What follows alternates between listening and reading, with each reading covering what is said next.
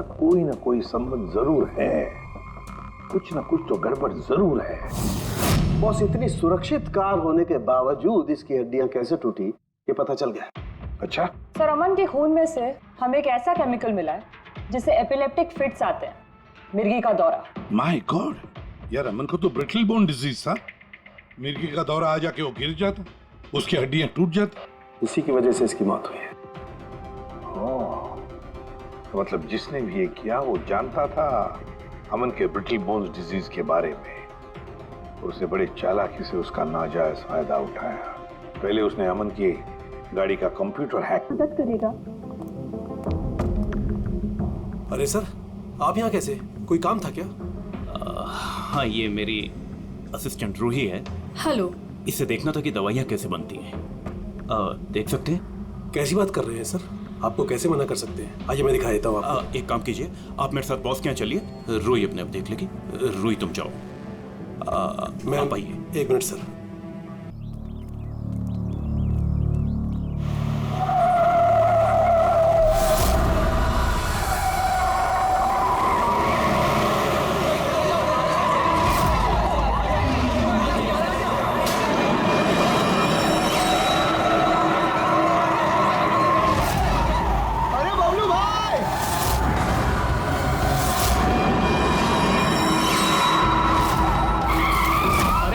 कोई भी नहीं है।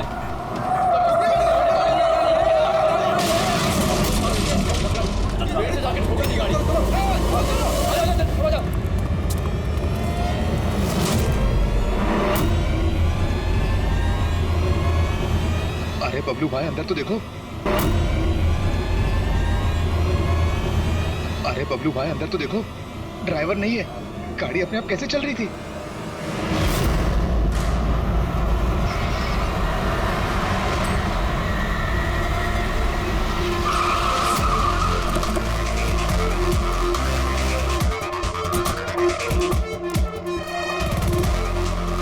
सलाम साहब।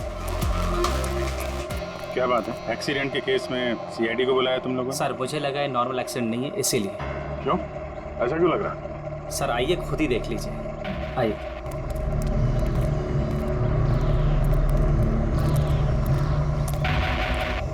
सर, दरवाजा खुल नहीं रहा था, बड़ी मुश्किल से हमने खोला इसे।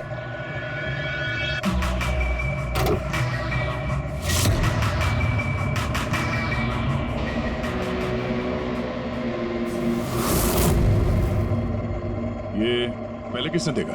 सर, इन लोगों ने। मैं देखता हूँ। किसने देखा था पहले? क्या हुआ था? सर, ऐसा पहले कभी देखा ही नहीं। गाड़ी में ड्राइवर नहीं था सर। गाड़ी में ड्राइवर नहीं था, गाड़ी अपने आप चल रही थी। अरे यार, साफ साफ बताओ भाई। हाँ सर, गाड़ी में ड्राइवर नहीं दिखाई दिया और गाड़ी जाके सीधे पेड़ से टकरा गई। अरे क्या बात कर रहे हो? गाड़ी के अंदर ड्राइवर है, मना पड़ा है। नहीं सर, सच में गाड़ी में ड्राइवर नहीं था, नहीं तो ये गाड़ी मेरी भी गाड़ी को टकराते हुए बच गई। लाश की हालत से तो लगता है कि गाड़ी काफी स्पीड पे थी। सर, गाड़ी बहुत स्लो थी, लेकिन इतनी स्लो में कोई मर कैसे सकता है? गाड़ी भी ऑटोमेटिक है, हर चीज ऑटोमेटिक है। सेफ्टी डिवाइस भी ठीक है।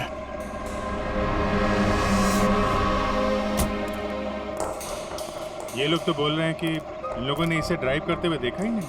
अच्छा, तो हो सकता है ये ड्राइवर पहले से घायल हो, जिसकी वजह से ये ड्राइविंग सीट से फिसल के स्टीयरिंग के नीचे जो जगह वहां पे सरक गया और उसके बाद ही एक्सीडेंट हुआ। शायद इसीलिए नहीं दिखा होगा। कुछ पता चला कौन है? कुछ आईडी वगैरह? अरे हाँ, इसका नाम अमन है और उसका मोबाइल है पूरी तरह से टूट गया। और एक बात अभिजीत, ये गाड़ी ऑटोमेटिक है। ये देखो, इंजन अभी भी ऑन है, ऑफ नहीं हो रहा है। हो सकता है जब ये एक्सीडेंट हुआ हो उसकी वजह से जो इम्पैक्ट हुआ उससे ये कार का कंप्यूटर क्रैश हुआ। यार, ये लोग तो बोल रहे हैं कार बहुत स्लो थी जब टकराई। ऐसा इम्पैक्ट? कहीं कार के साथ कुछ छेड़छाड़ तो नहीं की गई? हो सकता है। ठीक है, गाड़ी को पुलिस गैराज भेजते हैं और इसको फोरेंसिक लैब। मैंने इस गाड़ी को अच्छी तरह से चेक किया है। इस कार को मॉडिफाई किया गया है, एक्स्ट्रा सेफ्टी फीचर्स दिए गए हैं। एक्स्ट्रा सेफ्टी फीचर्स जैसे कि? जो आम गाड़ियों में होता है उससे कहीं ज्यादा, जैसे कि एक्स्ट्रा एयर बैग्स, अच्छी क्वालिटी के शॉकअप्स, ज्यादा मजबूत कांच और अच्छी क्वालिटी के ज्यादा मजबूत सीट बेल्ट।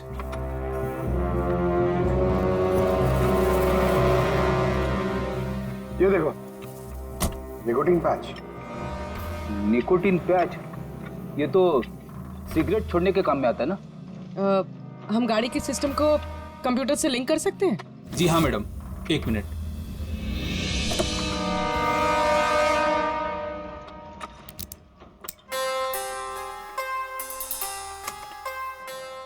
मैम, किसी ने सेटिंग चेंज किया है। कार के सॉफ्टवेयर को हैक किया गया है।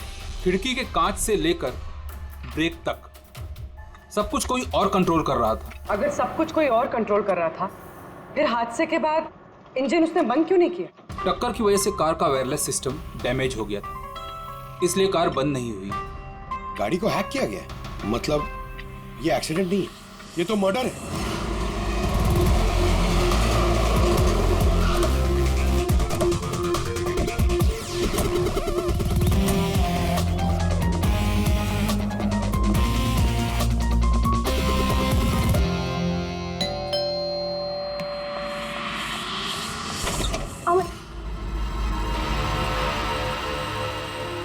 आप लोग CID।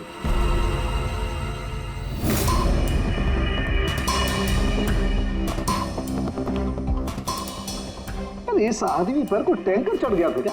सारी की सारी हड्डियां टूट गई हैं। कोई टैंकर वैंकर नहीं चढ़ा था इसके ऊपर साउंड के। एक छोटा सा एक्सीडेंट हुआ था यार। छोटा सा? और वो भी किसी ने करवाया था। आपके पति अमन का एक्सीडेंट हुआ है और वो नहीं रहे। आपको कैसे पता? अमन को कार नहीं चलानी चाहिए थी। वो कभी कार नहीं चलाता था सर, क्योंकि उसे पता था कि छोटा सा झटका भी उसकी जान ले सकता है। पर आप लोग, मेरा मतलब है कि CID यहाँ पे। जी, क्योंकि हमें लगता है कि उनका खून हुआ है। खून? पर ऐसे कैसे हो सकता है सर? एक्सीडेंट से पहले तो अमन मुझसे फोन पे बात कर रहा था। हम दोनों फोन पे बात कर रहे थे कि अचानक फोन कट हो गया। मैंने बहुत ट्राई किया लेकिन फोन नहीं मिला। मैं समझ गई थी कि कुछ तो ठीक नहीं है। अमन कभी भी खुद गाड़ी ले जाकर इतना बड़ा जोखिम नहीं उठा सकता था। खुद ड्राइव नहीं करते हैं तो ड्राइव कौन करता है? सर, हमारा एक ड्राइवर है। कहाँ वो ड्राइवर? कहाँ है अभी? उसकी तबीयत खराब थी, इसलिए वो छुट्टी पर है। कहीं उस ड्राइवर नहीं तो कुछ गड़बड़ नहीं गई गाड़ी में? नहीं सर, हमारा ड्राइवर बहुत ही भरोसेमंद इंसान है। वो ऐसा कभी नहीं कर सकता। पिछले 15 साल से वो हमारे लिए कार चला रहा है। सर, इसके शरीर पर 7 जगह हड्डियों के टुकड़े टुकड़े हो गए। 43 जगह हेयरलाइन फ्रैक्चर्स हैं और 21 जगह माइन्यूट फ्रैक्चर्स हैं। और हैरानी की बात तो ये है कि इसके पहले भी इसके शरीर पर बहुत सारे फ्रैक्चर्स हो चुके थे जो अब हील हो गए।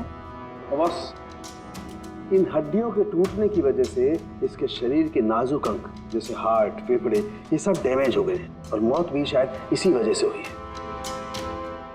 साळुंखे, ये जो निशान है स्क्वेरिश, ये कैसे निशान है? बस ये निकोटिन पैचेस के निशान है। इसके शरीर पे बहुत ज्यादा है। इसे सिगरेट पीने की लत थी और वो इसे छोड़ना चाह रहा था। Nicotine patches? अच्छा। और फिर यार अभी तारिका ने बताया कि इसके शरीर पर पुराने फ्रैक्चर्स के निशान भी हैं, बहुत सारे। ये पुराने फ्रैक्चर्स का क्या मतलब हो सकता है?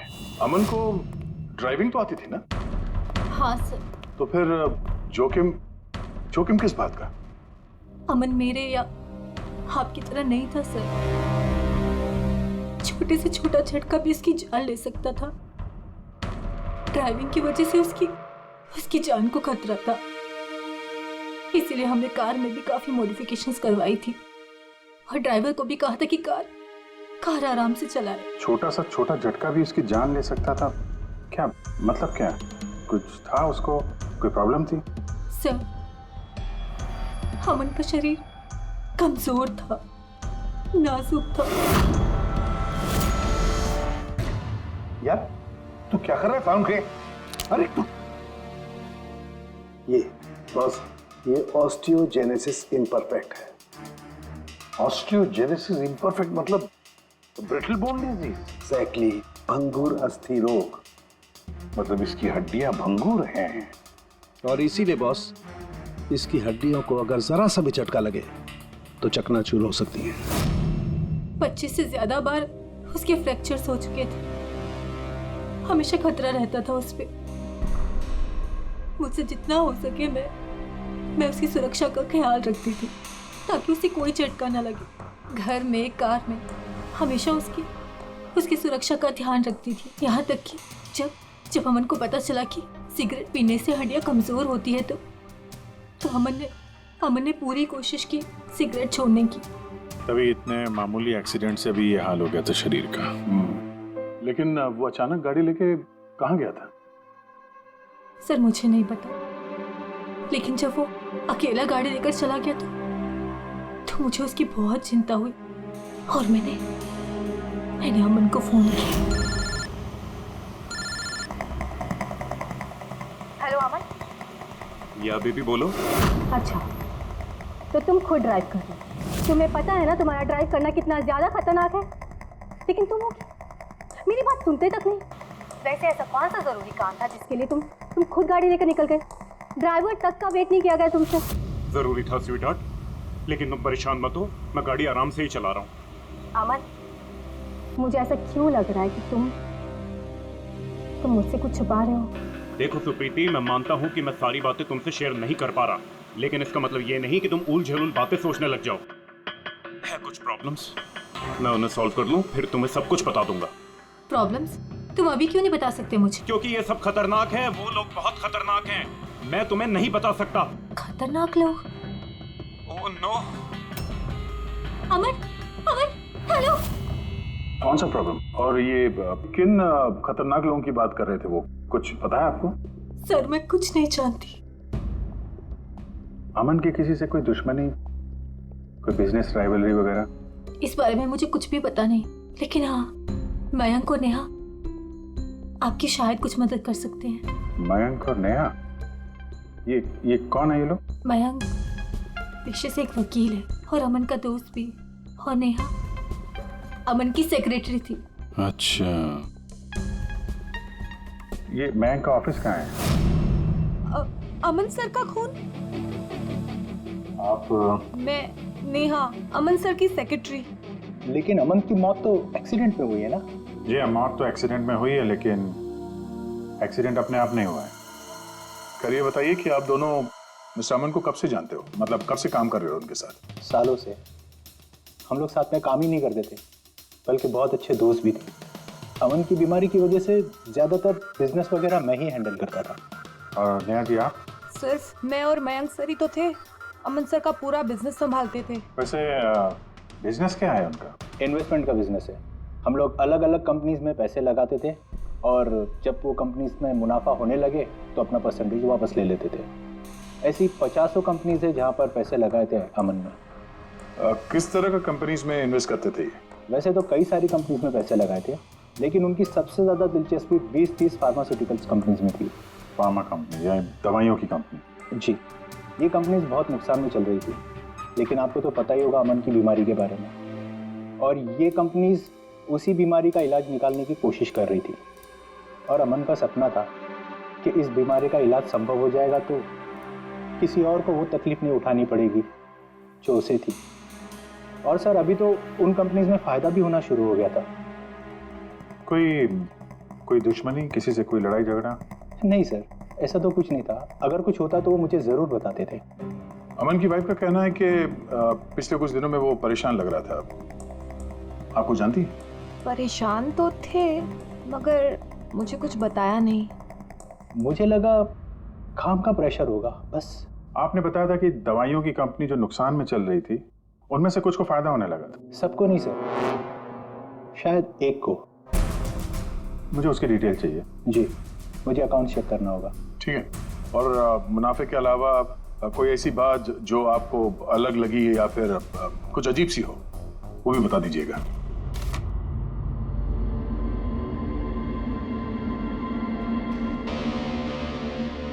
ये जादव है सर, अमन का ड्राइवर। काफी परेशान लग रहा है वो। देखते हैं।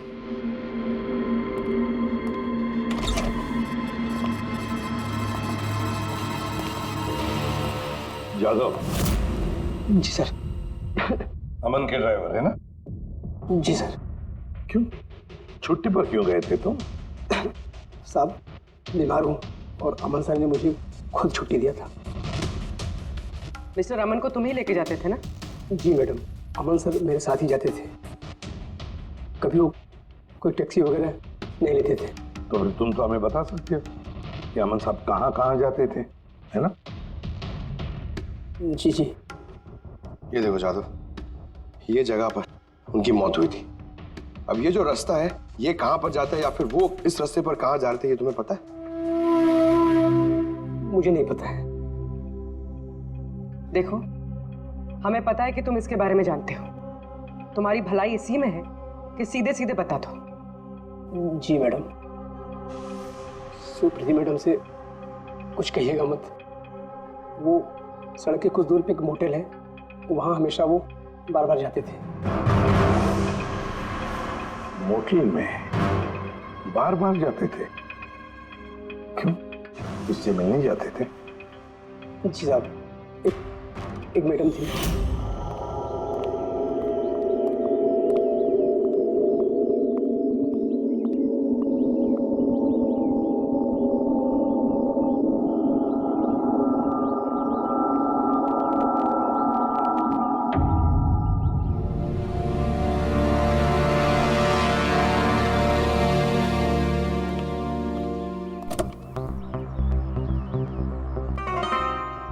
सुन जादव, ये जो कुछ भी तुमने देखा इस बारे में किसी से कुछ मत कहना, सुप्रीति भाभी से भी नहीं, समझे?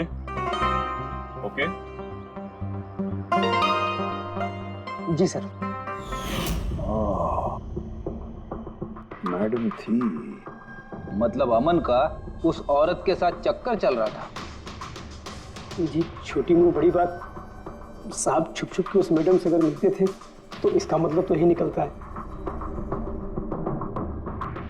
अमन उस औरत से मिलने जा रहा था जब ये हादसा हुआ।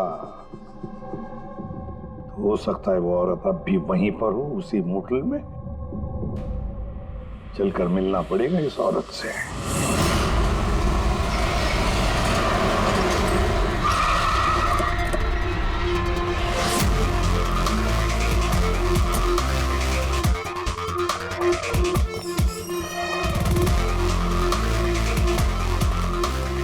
Excuse me? Yes madam, how can I help you? हम किसी से मिलने आए हैं। लेकिन आप लोग हैं कौन और किससे मिलना है आप लोगों को? हम लोग सीआईडी से। ये आदमी, ये आपके मोटेल में आता जाता रहता है? हाँ मैडम। किससे मिलने आता है? हमारे होटल के रूम नंबर 305 में एक मैडम रुकी हुई है, रूही। वो उनसे अक्सर मिलने आता रहता है। 305? यस सर, वो अभी चेकआउट करने वाली है। ये रूही हाथ से निकलनी नहीं चाहिए।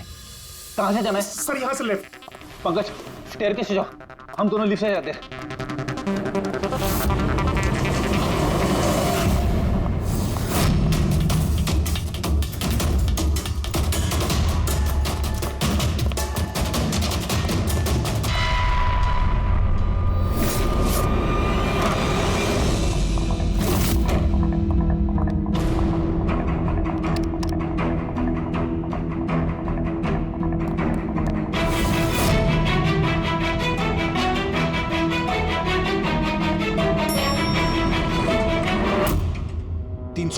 सर उधर।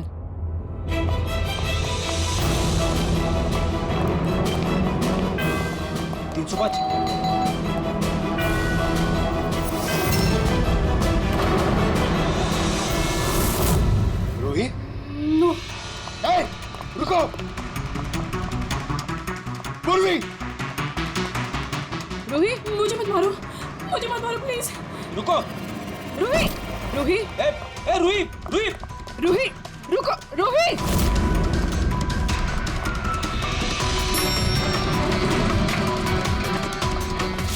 रुक जा! रूही! रुको!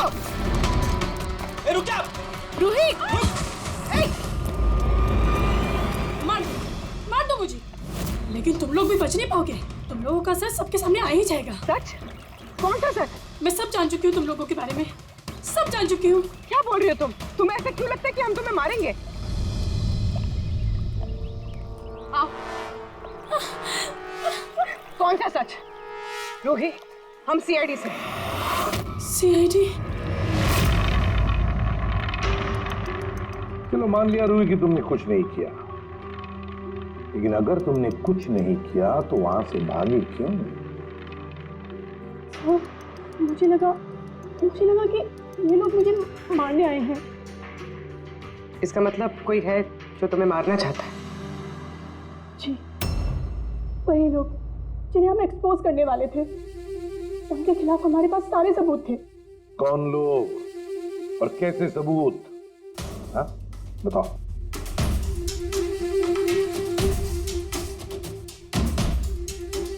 इसे तुम जानती हो ना, यमन है ना, इसी के साथ तुम मिलकर काम करती थी, इसी के साथ मिलकर तुम उन लोगों को एक्सपोज करने वाली थी जिसकी वजह से अमन की जान चली गई। देखो रूही, अब शायद तुम्हारा नंबर है, वो लोग तुम्हें मारेंगे। सर मैं मरना नहीं चाहती, मैं मरना नहीं चाहती सर। तो फिर बताओ जल्दी, कौन लोग हैं वो? उनका राज छुपाने से वो तुम्हें छोड़ेंगे नहीं। सर,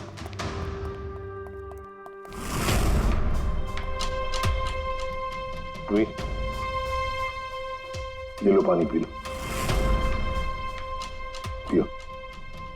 और मैंने जो कहा ठंडे दिमाग से सोचो, अपने बारे में सोचना जरूर। मैं आता हूं।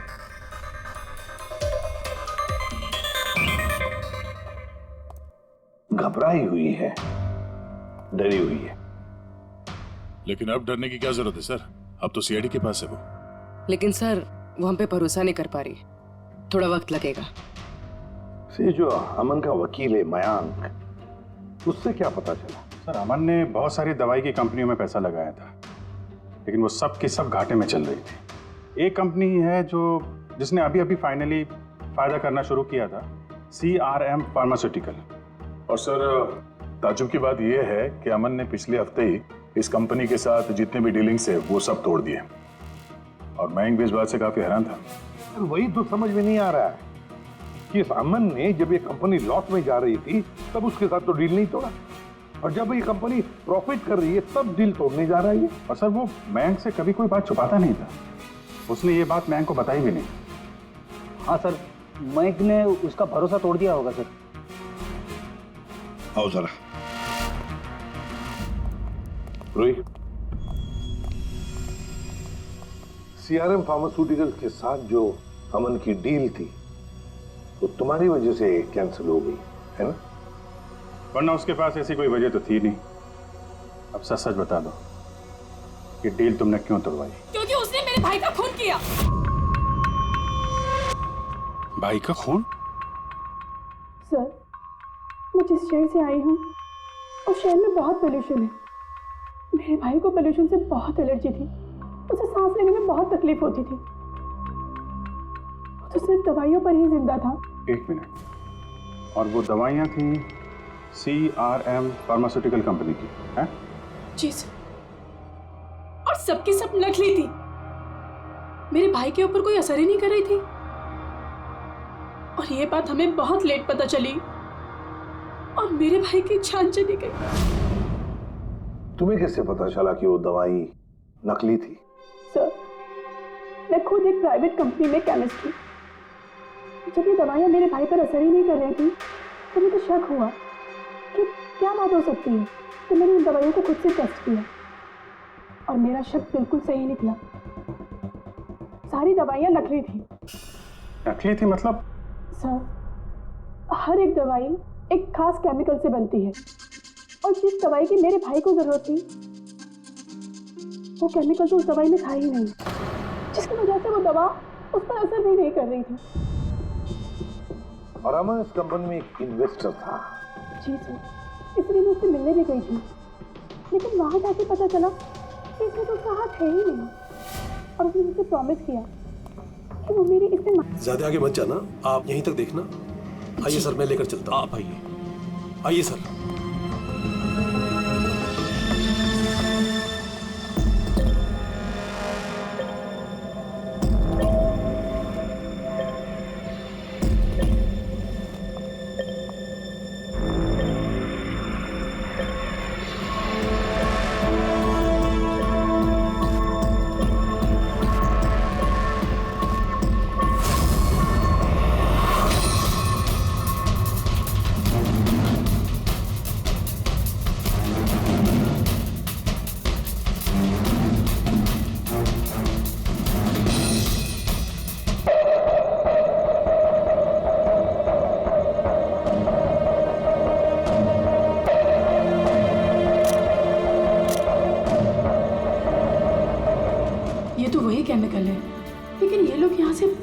क्यों लेके जा रहे हैं? पर हमने सारे सबूत जुटा लिए थे और सारे सैंपल्स भी टेस्ट किए थे। एक बात तो पक्की है कि सामन की मौत और सीआरएम फार्मास्यूटिकल्स का कोई ना कोई संबंध जरूर है। कुछ ना कुछ तो गड़बड़ जरूर है। बॉस, इतनी सुरक्षित कार होने के बावजूद इसकी हड्डियां कैसे टूटी ये पता चल गया। अच्छा सर, अमन के खून में से हमें एक ऐसा केमिकल मिला है जिससे एपिलेप्टिक फिट्स आते हैं, मिर्गी का दौरा। माय गॉड, यार अमन को तो ब्रिटल बोन डिजीज था। मिर्गी का दौरा आ जाके वो गिर जाता, उसकी हड्डियां टूट जाती, इसी की वजह से इसकी मौत हुई है। तो मतलब जिसने भी ये किया वो जानता था अमन के ब्रिटल बोन्स डिजीज के बारे में। उसे बड़े चालाकी से उसका नाजायज फायदा उठाया। पहले उसने अमन की गाड़ी का कंप्यूटर हैक किया और फिर एक्सीडेंट से पहले उसे उस केमिकल का इंजेक्शन दिया जिसकी वजह से उसे मिर्गी का झटका आ जाए।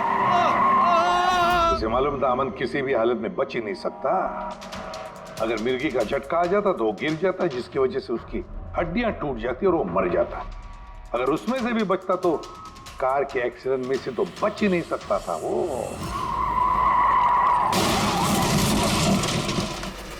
समझ कि मिर्गी का दौरा पड़ने वाला जो ड्रग है कितनी देर बाद असर करता है? बस कुछ घंटे तो लगते हैं। मतलब ये ड्रग अमन को एक्सीडेंट से कुछ घंटे पहले ही दिया गया था। सर, कहीं ऐसा तो नहीं कि किसी ने इसे नींद में इंजेक्शन दे दिया हो सकता है। बस एक काम करते हैं, इस अमन की बॉडी को फिर से एक बार अच्छी तरह से चेक करते हैं, देखते हैं कहीं कोई इंजेक्शन का निशान तो नहीं है। तारिका? Yes sir. अच्छा सर, की सीआरएम कंपनी की नकली दवा के बारे में क्या पता चला? बॉस, उन नकली दवाइयों में एम्फेड्रिन नहीं है। ओह, मतलब रूही सही कह रही थी। सर, सर ये कुछ केमिकल्स की लिस्ट है जो सीआरएम कंपनी ने पिछले महीने मंगाई थी। माय गॉड बॉस, इसमें तो वो केमिकल सबसे ज्यादा मात्रा में जो सीआरएम की दवाई में होना चाहिए था, 500 गैलन। 500 गैलन तो बहुत बड़ी गड़बड़ है, बहुत ही बड़ी गड़बड़ है। पंकज, अभिजीत और दया से कहो कि सीआरएम कंपनी में जाए और वहां से मुझे फोन करें। और फ्रेडी, तुम और पूर्वी अमन के घर जाओ और पता लगाओ एक्सीडेंट के दिन अमन से कौन कौन मिलने आया था। इंजेक्शन? सर, अमन तो इंजेक्शन से बहुत डरता था। ऐसा हो ही नहीं सकता कि वो खुद को इंजेक्शन लगा ले। अपने आप नहीं लगवाया होगा तो किसी डॉक्टर से लगवाया होगा। नहीं सर, अमन तो इंजेक्शन के नाम से कोसों दूर भागता था और उसकी हेल्थ बिल्कुल ठीक थी। अगर कोई भी प्रॉब्लम होती तो वो कम से कम मुझे बताता। किसी और से नहीं लगवाया, खुद नहीं लगाया, तो फिर वो केमिकल उसके खून में पहुंचा कैसे? अच्छा, बता सकती है घर से निकलने से पहले अमन किस किस से मिला? मयंक और नेहा आई थी उससे मिलने। और हाँ मैम, एक आदमी आया था अचानक से, जसवंत। अब जसवंत? ये जसवंत कौन है? जी, जसवंत सीआरएम कंपनी का सीईओ है और अमन ने उसकी कंपनी में पैसे इन्वेस्ट किए थे।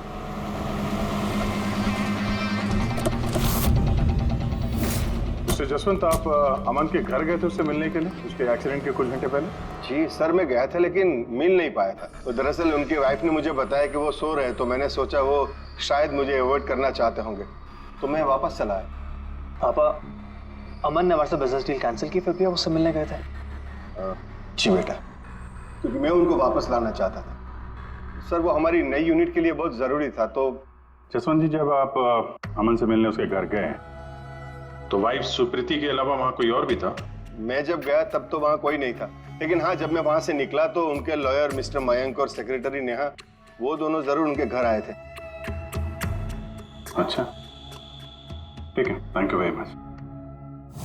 बॉस, ये देखो, ये निकोटिन पैच का हिस्सा और यहाँ पर देखो ये इंजेक्शन का निशान। खूनी ने यहीं से वो मिर्गी के दौरे वाला इंजेक्शन इसे दिया है। इसका ये हिस्सा सुन्न करके, हाँ, और वो इस पैच के जरिए। इसे इमला पैच कहते हैं। इमला पैच? ये बच्चों को इंजेक्शन लगाने से पहले लगाते हैं ताकि वो पर्टिकुलर एरिया सुन पड़ जाए और उन्हें दर्द ना हो। अब बॉस ये एमला पैच और ये निकोटिन वाला पैच, ये देखो बॉस, ये दोनों पैच एक जैसे दिखते हैं, बिल्कुल एक जैसे। हाँ, खूनी ने इस निकोटिन वाले पैच की जगह ये एमला पैच इसके हाथ पर लगाया, इसके हाथ का ये हिस्सा सुन्न कर दिया और बाद में मिर्गी के दौरे वाला इंजेक्शन यहाँ से लगा दिया, शायद तब जब वो सो रहा था। हाँ सर, ये कर कौन सकता है? जसवंत तो एक हफ्ते से अमन को मिला भी नहीं, तो फिर सर वो मयंक या फिर नेहा, वो तो नहीं। पंकज, ये खेल कौन खेल रहा है तो हम पता लगा ही लेंगे। अब हम भी एक खेल खेलेंगे, एक ऐसा खेल जिसमें जीत सिर्फ हमारी ही होगी, हमारी जीत।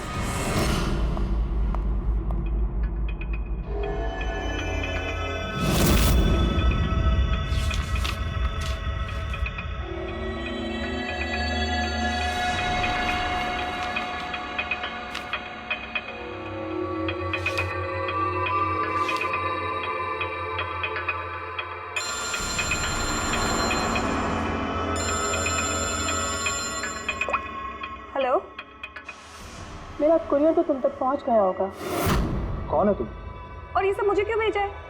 तुम लोगों ने अमन को तो मार डाला, लेकिन तुम लोग मुझ तक नहीं पहुंच सकते।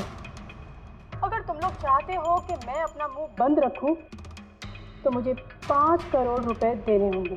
ये क्या बकवास कर रही हो? मुझे इन सब के बारे में कुछ नहीं पता। वो तो जब ये सबूत पुलिस तक पहुंच जाएंगे तो तुम्हें खुद ब खुद पता चल जाएगा कि मैं क्या कह रही हूँ और क्या बोल रही हूँ। देखो देखो देखो, मैं कुछ इंतजाम करता हूँ, मुझे थोड़ा सा टाइम दे दो। ठीक है, तुम्हें 2 दिन का वक्त मिलता है, मैं फिर कॉल करूँगी।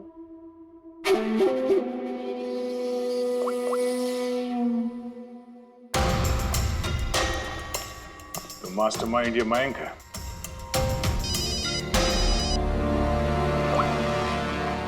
हेलो अभिजीत सर, सर मैं मयंक बोल रहा हूँ। सर मुझे एक कोरियर आया और एक लड़की का फ़ोन भी आया और उसने मुझसे 5 करोड़ रुपए मांगे, तो मैंने सोचा ये बात आपको बता दूँ। नहीं, बहुत अच्छा किया तुमने, मैं देखता हूँ। Thanks. Thank you so much. Mayank का फ़ोन था, उसने उस कुरियर रूही के बारे में बताया सर। उसने ये भी कहा कि उसने जानबूझ के समय मांगा ताकि हम इस तक पहुँच सके। तो ये मयंक नहीं बल्कि कोई और ही है।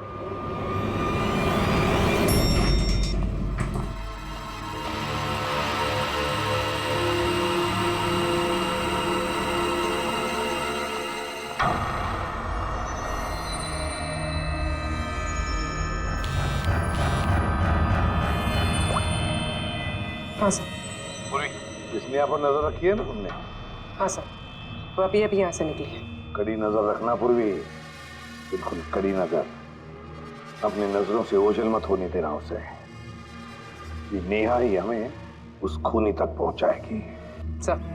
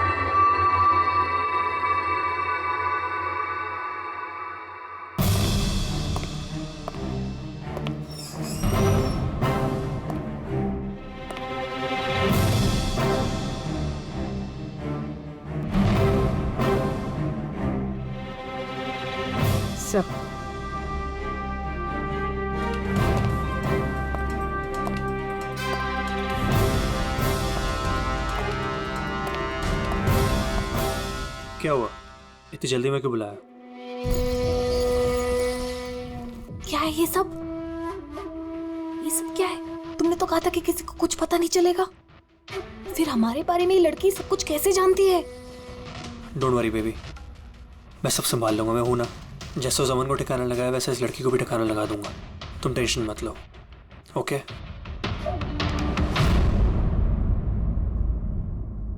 पहले हमसे तो निपट लो। You are under arrest, Mr. Ashwin.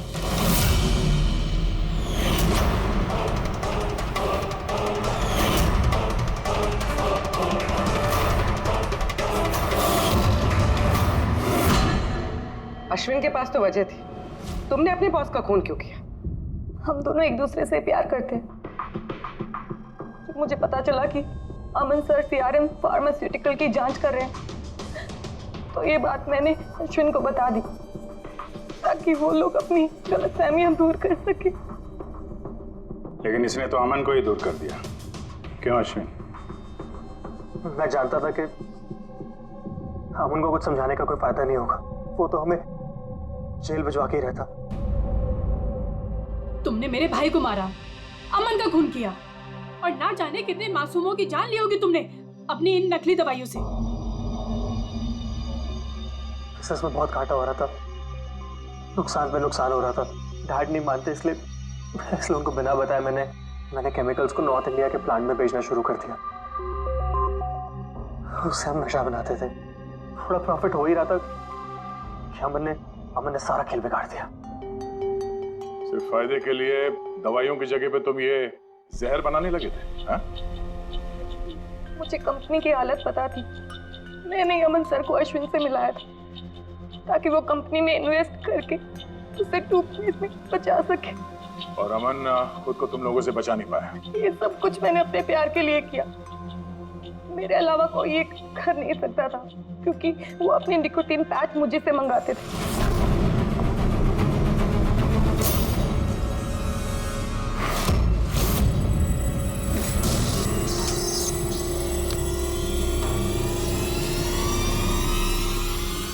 उसके अगले दिन जब हम अमन के घर पर गए, अरे आप लोग आप ही गए? पर अमन तो सो रहे हैं। अगर कुछ इम्पोर्टेंट काम है तो मैं जगा देती हूँ। नहीं कोई बात नहीं, हम इंतजार करेंगे। ओके, मैं अभी आती हूँ।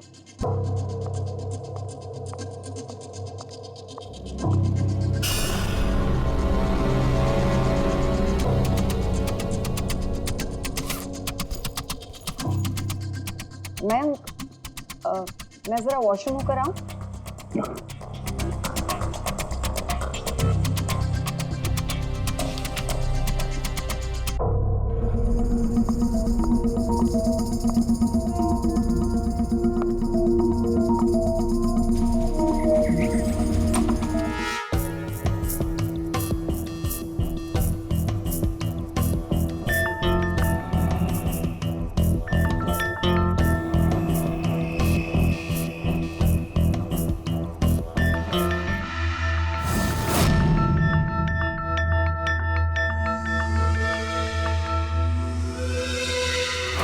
और वो दौरा उसकी कमजोर हड्डियों के लिए जानलेवा बन गया।